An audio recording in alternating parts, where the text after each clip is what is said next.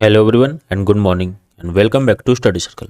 आज की इस वीडियो में देखेंगे आज के कुछ मोस्ट इंपॉर्टेंट करंट अफेयर जो कि सभी एग्जाम पॉइंट ऑफ व्यू से इंपॉर्टेंट होने वाले हैं। तो आप किसी भी एग्जाम की तैयारी कर रहे हैं तो ये वीडियो आपके लिए बहुत इंपॉर्टेंट होने वाली है। इस वीडियो को लास्ट तक जरूर देखिएगा, इस वीडियो को ज़्यादा से ज़्यादा शेयर करिए और इस चैनल पर नए तो चैनल को सब्सक्राइब कर बेल आइकन को जरूर प्रेस कर लें ताकि वीडियो को नोटिफिकेशन तब मिलती रहे। तो चलिए स्टार्ट करते हैं आज के कुछ मोस्ट इंपॉर्टेंट करंट अफेयर को। पहला क्वेश्चन है, हाल ही में प्रधानमंत्री नरेंद्र मोदी ने किस समिट को संबोधित किया है?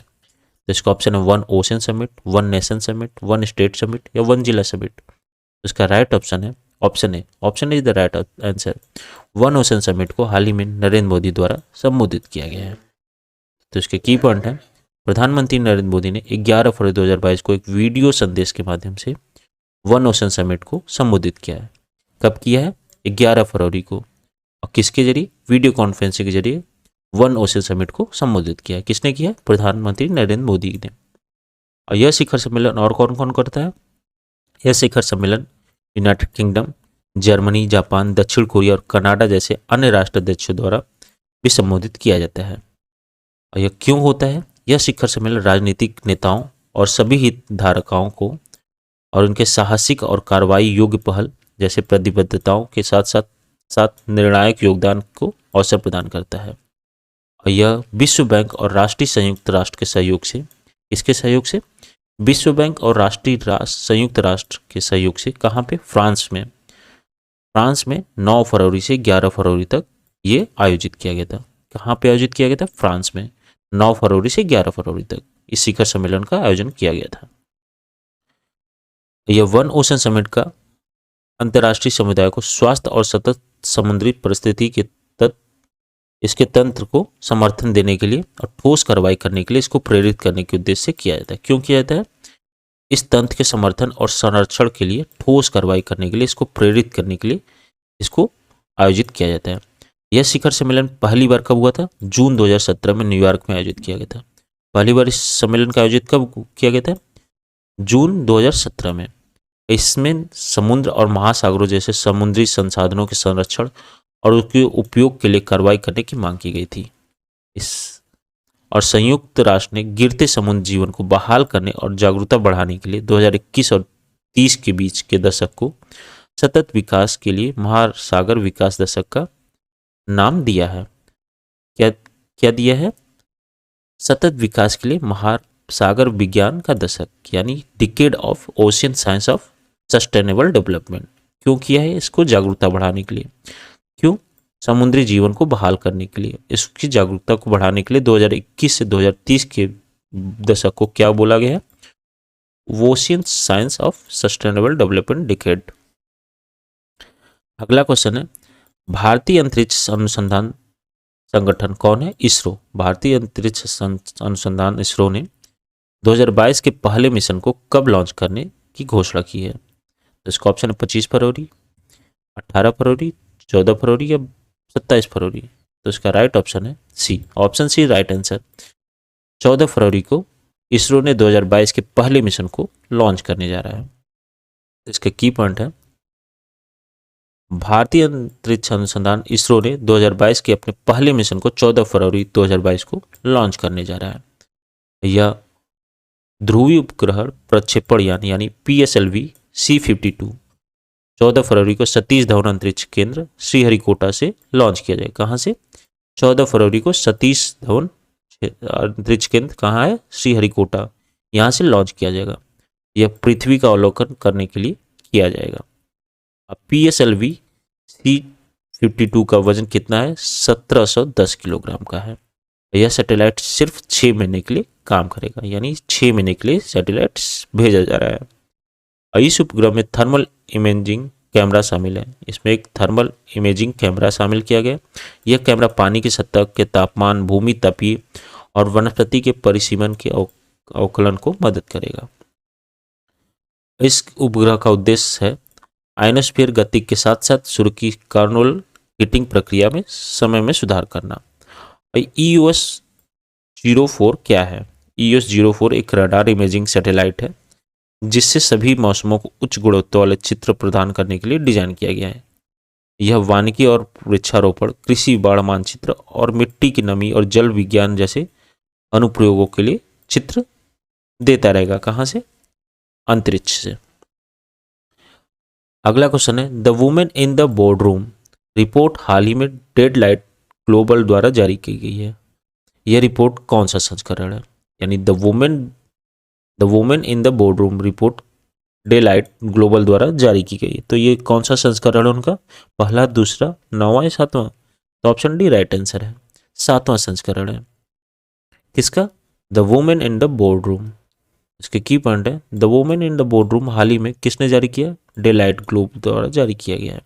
यह इनका सातवां संस्करण है। इस रिपोर्ट के मुताबिक भारत में महिलाओं के पास सिर्फ 17.1% बोर्ड सीटें हैं और यह आंकड़ा बढ़ गया है। 2014 में यह 9.4% थी।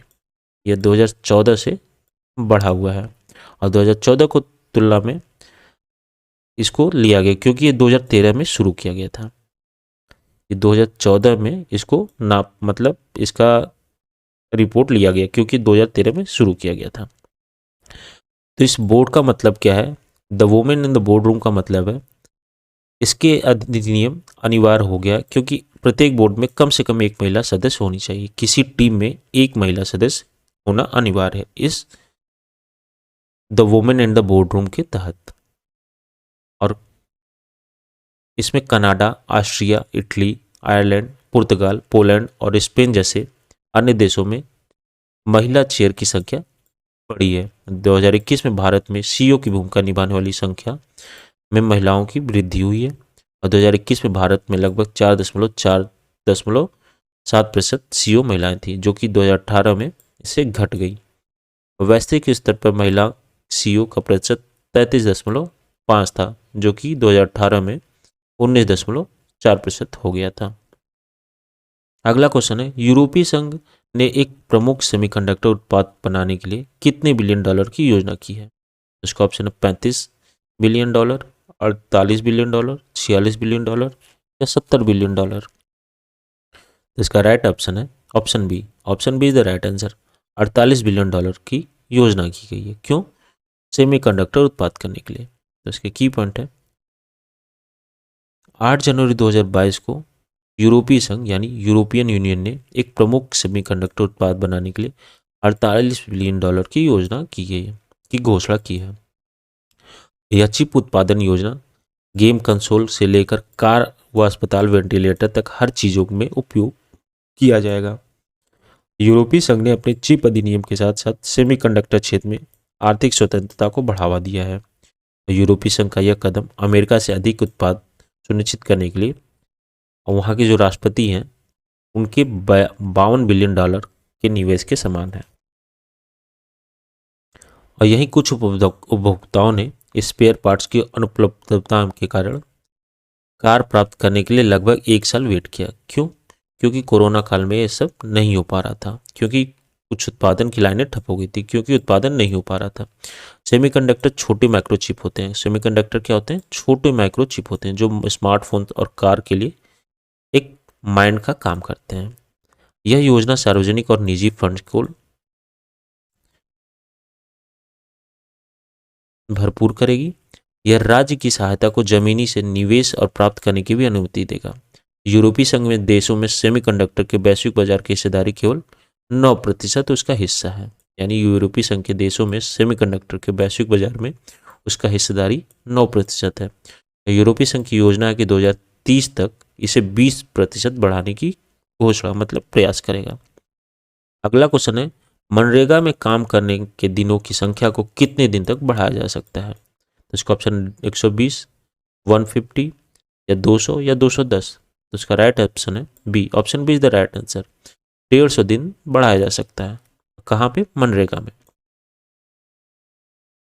तो यह संसदीय समिति ने हाल ही में महात्मा गांधी राष्ट्रीय ग्रामीण रोजगार गारंटी अधिनियम, मनरेगा का फुल फॉर्म क्या है? महात्मा गांधी राष्ट्रीय ग्रामीण रोजगार गारंटी अधिनियम के तहत काम की गारंटी कृत को 100 दिन से बढ़ाकर 150 दिन करने की सिफारिश की है। अभी कितना दिन होता था? 100 दिन होता था। अब इसको बढ़ाकर 150 दिन तक करने की सिफारिश की गई। कहाँ पे? संसदीय समिति में। संसदीय समिति में सिफारिश दी गई है, जबकि कोविड-19 की महामारी के बीच गांव मतलब जो प्रवासी मजदूर थे वो गांव लौट गए थे। जिनकी जिनके लिए ये 150 से 150 दिन करने की सिफारिश की गई है। इसके अलावा इस योजना के तहत काम की मांग वित्तीय वर्ष 2021-22 में अब तक के उच्चतम स्तर पर रही है। और वित्त मंत्रालय ने केंद्रीय बजट में 2022 और 23 में मनरेगा के लिए आवंटन में कोई वृद्धि नहीं की है। मनरेगा के आवंटन में कोई वृद्धि नहीं की है। अब केंद्रीय बजट 2022 और 2023 अभी हाल ही में निकला था। केंद्रीय मंत्रालय ने इसे 73,000 करोड़ रुपए का बरकरार रखा है, यानी पिछले साल भी इतना ही बजट था। अगला क्वेश्चन है, Bharat unitary digital identify framework को लागू करने के लिए किस देश को अनुदान प्रदान करने की सहमत हो गया है? तो ऑप्शन है श्रीलंका, जापान, अमेरिका या रूस। इसका राइट ऑप्शन है A. Option A the right answer.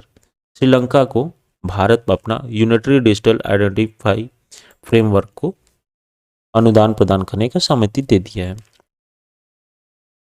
तो ये है भारत और श्रीलंका का मैप फ्लैग। तो इसके की पॉइंट है, Bharat unitary digital identity framework को लागू करने के लिए श्रीलंका को अनुमोदन प्रदान करने पर सहमत हो गया है। यह यूनिक डिजिटल आइडेंटिटी फ्रेमवर्क एक आधार कार्ड के तौर पर तैयार किया जाता है। श्रीलंका सरकार द्वारा इस फ्रेमवर्क को राष्ट्रीय स्तर के कार्यक्रम के रूप में लागू करने को प्राथमिकता देगा। इसके तहत बायोमेट्रिक डेटा के आधार पर व्यक्तिगत पहचान और सत्यापन उपकरण पेश किया जाएगा, जो साइबर स्पेस में व्यक्तियों की पहचान और प्रतिनिधित्व करने के लिए डिजिटली उपकरण है।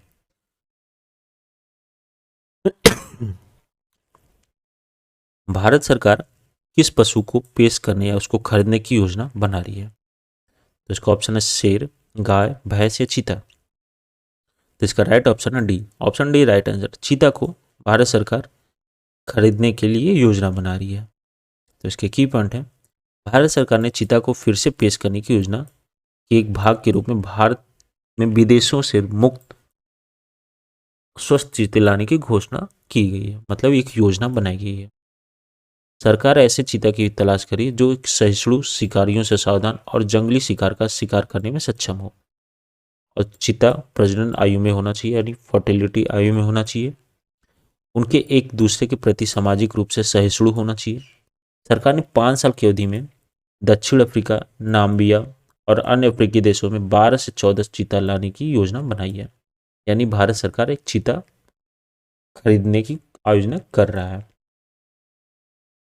और इन सभी चीताओं को जंगल से छोड़ने से पहले, मतलब उन पे दूर से निगरानी रखने के लिए जीपीएस लगाने के लिए सोचा है, ताकि उन पर दूर से नजर बनाई जा सके। भारत में चीता को लाने के लिए कार्य योजना के तहत सरकार 5 साल की अवधि में विभिन्न राष्ट्रीय उद्यानों में कम से कम 50 चीतों को पेश करना चाहती है। अब एक नई चीता आबादी को स्थापित करने के लिए लगभग 14 से 12 जंगली चीतों का आयात किया जाएगा। यानी फिर से चीता की आबादी बढ़ाने के लिए सोचा जा रहा है। इनमें से 8 से 10 नर और 4 से 6 मादा होंगी। यानी एक जंगल में 8 से 10 नर और 4 से 6 मादाएं होंगी। चीता एक बड़ा मांसाहारी है जो कि 1950 के दशक में भारत से विलुप्त हो गया था। 1950 से भारत में ये दिखाई नहीं, फिर विलुप्त हो गया था। तो सरकार का लक्ष्य है कि मध्य प्रदेश के कान्हा राष्ट्रीय उद्यान में चीता की एक स्वतंत्र आबादी स्थापित करना चाहता है। जनसंख्या को एक रूपक के रूप में प्रतिबंध किया जाता है। और यह चीता को कहाँ ला के रखा जाएगा? तो पहला है नौरादेही वन्यजीव अभ्यारण्य, जो कि मध्य प्रदेश में है। और दूसरा है गांधी सागर वन्यजीव अभ्यारण्य, ये भी मध्य प्रदेश में है। और भैंसरोड़गढ़ वन्यजीव अभ्यारण्य, ये भी मध्य प्रदेश में। जैसलमेर राजस्थान में है। और मुकुंदरा टाइगर रिजर्व, जो कि राजस्थान में। ये पांचों जगह, ये 5 रिजर्व, टाइगर रिजर्व बनाया गया है, जहाँ पे टाइगर को ला के रखा जाएगा। तो ये 5 वन्यजीव अभ्यारण्य हैं, यानी टाइगर रिजर्व बनाए जाएंगे। अगला क्वेश्चन है, विश्व यूनानी दिवस प्रतिवर्ष कितने फरवरी को मनाया जाता है? इसका ऑप्शन है 12 फरवरी, 11 फरवरी, 14 फरवरी या 15 फरवरी। Right option B. Option B right answer है। 11 फरवरी को विश्व यूनानी दिवस मनाया जाता है। इसके की पॉइंट है, विश्व यूनानी दिवस प्रतिवर्ष 11 फरवरी को मनाया जाता है। यह यूनानी शोधकर्ता हकीम अजमल खान की जन्म वर्षगांठ के अवसर पर क्यों मनाया जाता है? हकीम अजमल खान की जन्म वर्षगांठ पर। ये कौन थे? ये एक यूनानी विशेषज्ञ थे। यूनानी दिवस के अवसर पर दिल्ली में आयुष मंत्रालय द्वारा यूनानी औषधि पर सम्मेलन आयोजित किया जाता है। यह एक किस्म की पार्शियन अरबी पारंपरिक औषधि प्रणाली है। क्या है? यह एक किस्म की पार्शियन अरबी प्रणाली है। इसका उपयोग मुगल कालीन भारत में किया गया था। इसके अतिरिक्त दक्षिण एशियाई तथा मध्य एशिया में यूनानी चिकित्सा पद्धति का उपयोग किया जाता है। कहाँ कहाँ किया जाता है? दक्षिण एशियाई और मध्य एशियाई में भी यूनानी चिकित्सा का उपयोग किया जाता है।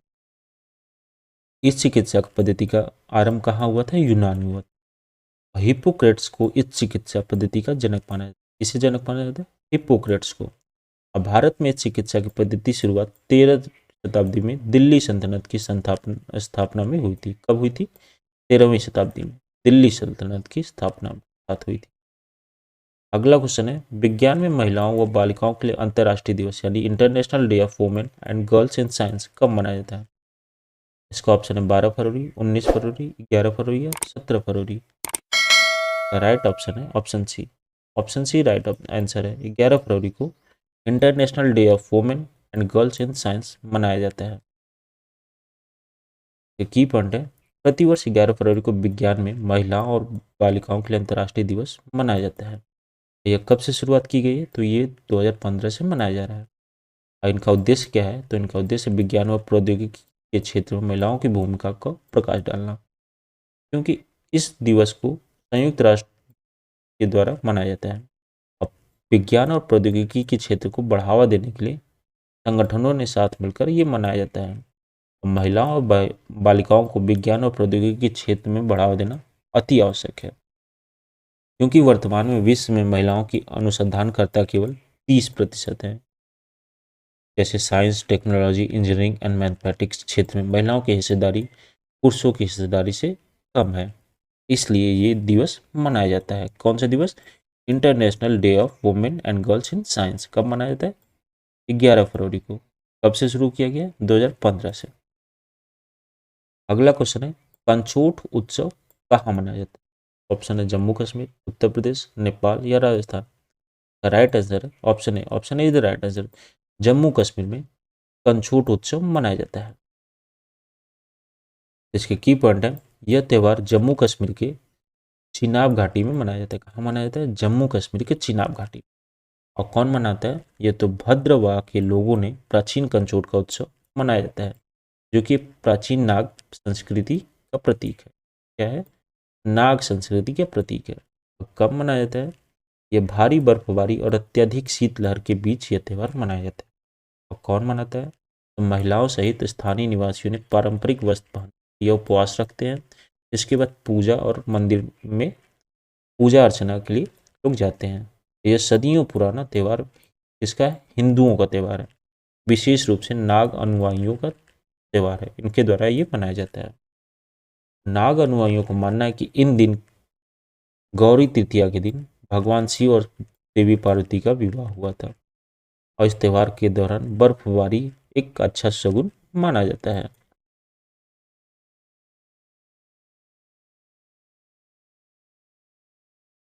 तो ये थे आज के कुछ मोस्ट इंपॉर्टेंट करंट अफेयर, जो कि सभी एग्जाम पॉइंट ऑफ व्यू से इंपॉर्टेंट है। इस वीडियो को ज़्यादा से ज़्यादा शेयर करिए, लाइक करिए, कमेंट करिए। कल फिर मिलते हैं नए करंट अफेयर के साथ। जय हिंद।